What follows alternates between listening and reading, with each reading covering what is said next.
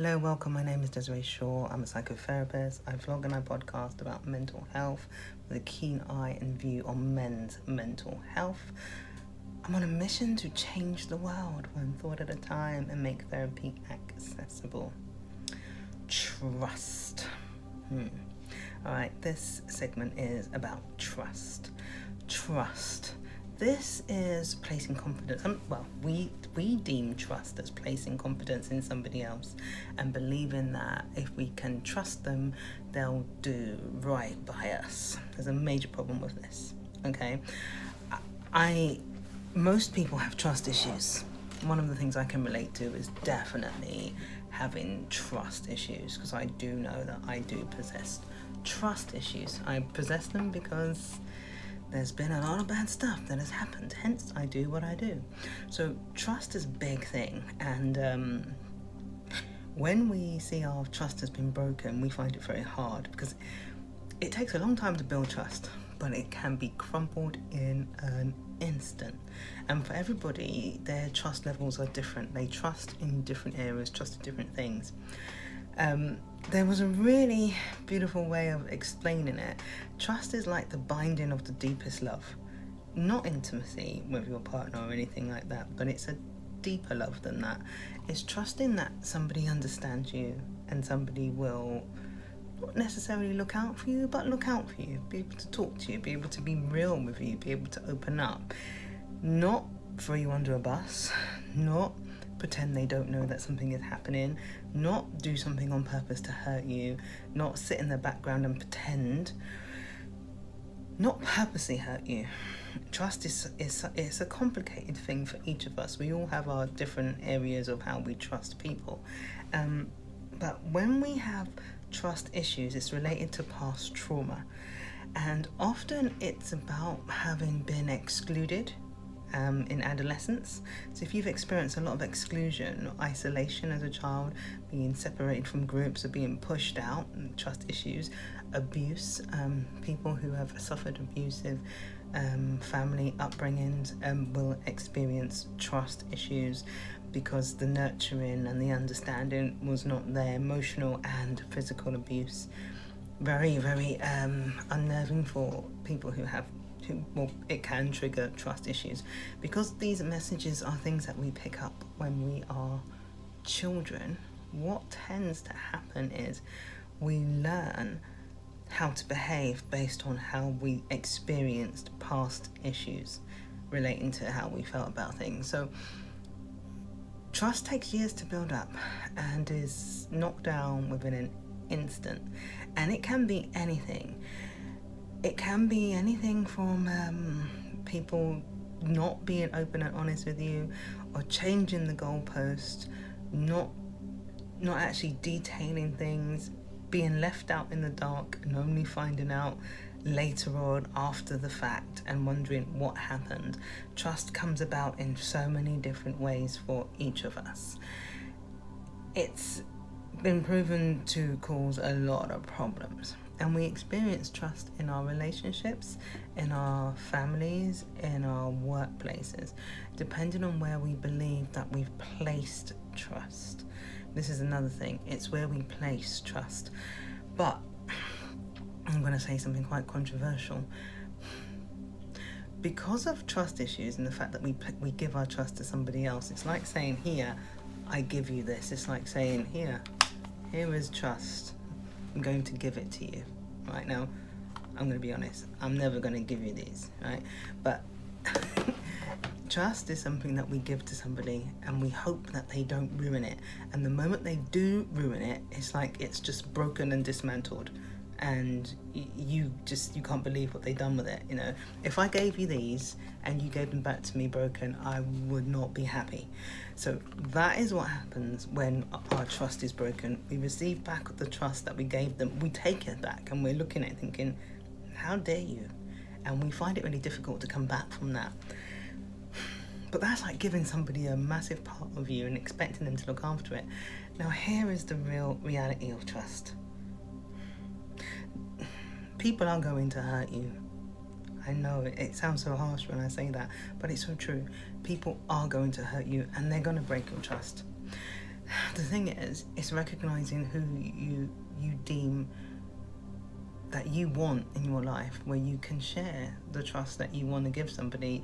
You can bare yourself all to them and know that they're going to be there, but also with the recognition and the understanding that they might not. And if they break your trust, and if they cannot handle whatever it is that's going on for you, they're not bad people, and you're not unworthy. It will hurt. It will. But you can get over it, and it is not the end of the world, and it is going to be uncomfortable, but it is temporary. And that doesn't mean that you must never trust again. It just means that you probably have a few more signs to learn from, and you can recognize how to handle your trust. I speak about this from a personal point of view because I too also experience trust issues, particularly with people that I'm thinking, why did you do that? But I recognize in myself, and the same with my clients, we all have our own special boundaries that sometimes we don't share with others, or we think others should know, and that's normally a massive part of trust. We believe that somebody else should know what they're doing to us and how it affects us. And sometimes they do, and sometimes they do it on purpose to hurt us, and sometimes it's just what they do. And as personal as it can be from them, it's still about them and their breaking of the trust and their character and who they are, rather than the fact that you gave them trust. It's not, and I'm not saying that you are going to be alone and you accept being alone. It's actually finding more of your own self-compassion and your self-acceptance to recognize that you can get back up if somebody does break your trust. You can get back up and walk that mile, and you can deal. It's not going to ruin you completely. You are capable. You are completely worthy. However, instead of measuring yourself against worth, accept yourself with everything about you, including all the bits, the bad bits and the ugly bits and the pokey bits and the sticky bits and the smooth bits, all of the bits. And when you are dealing with your own trauma, your own trust issues, recognize that it's okay. You can get past this. It's temporary. But if you hold on to all of that pain from the past, or that pain from the past hurts, or that stress from the past hurts, then you're likely to feel more pain and more hurt. Don't hold on to what happened yesterday or the day before. Even if the trust issues that you have today are similar to those that happened before, learn to separate them. That's something I'll talk about more a bit later on. But trust is a big thing for all of us. We all have our own unique detail with trust. But it's a past trauma. And whenever you feel your trust issues about to be pushed over the limit, recognize that that person that has triggered your trust has actually triggered you into a place of yesteryear. Even though the situation that you're in is very relevant. Okay? Everything is very relevant. So this was about trust. I hope that made sense. A person who suffers with trust issues suffers like it's a cold. Like, achoo, trust. No, it's not a suffering. You get challenged by and get triggered into it. You may keep thoughts in your mind about not being good enough, or that you must never let your guard down, and you must always be up, and everything must be strong, and everything, you must never get hurt again, and everyone's out to get you. That's easily said. It's very easily said. I've said that. Sometimes you let somebody in, or let somebody closer, and they do take from you or breach your trust in one way or another. I had it happen recently.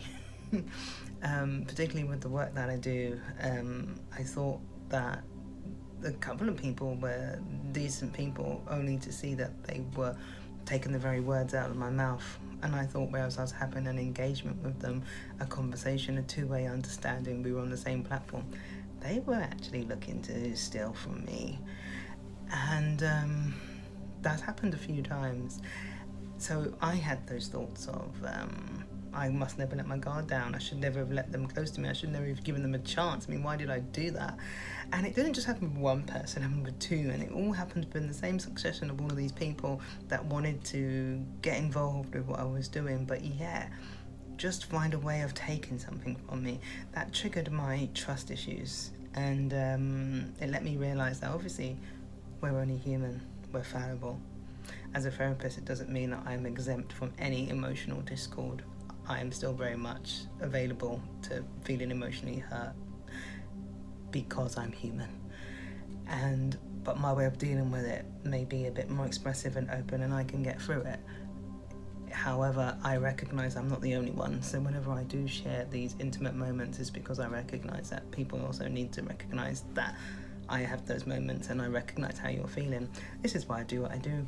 When a client comes in to see me, I recognise that they're putting their trust in me, and that mainly they probably don't trust anybody else to do so. So I hold that relationship with the most highest regard, and they are the most important person to me for the time that they're with them throughout the duration of the therapeutic alliance, because I know how important it is to hold somebody's trust. But not everybody is that way. It doesn't mean they're bad people. It does mean that some people are charlatans.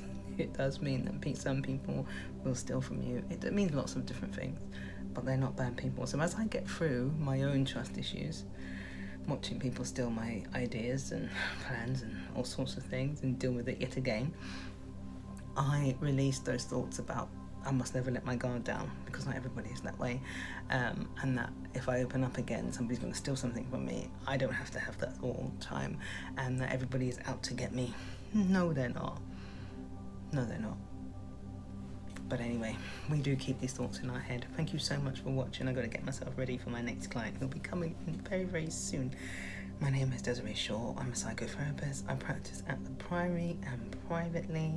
I vlog on a Monday, Torture Superhero, and a Friday, Relationship SOS. And I podcast on a Monday, Mindful Monday, and Fridays, Relationship Fridays. So look out for that. Also go to my website, sign up to my newsletter, where you can get more tips and bits about how to manage yourself through daily life and experiences. Anyway, I better go. Bye for now.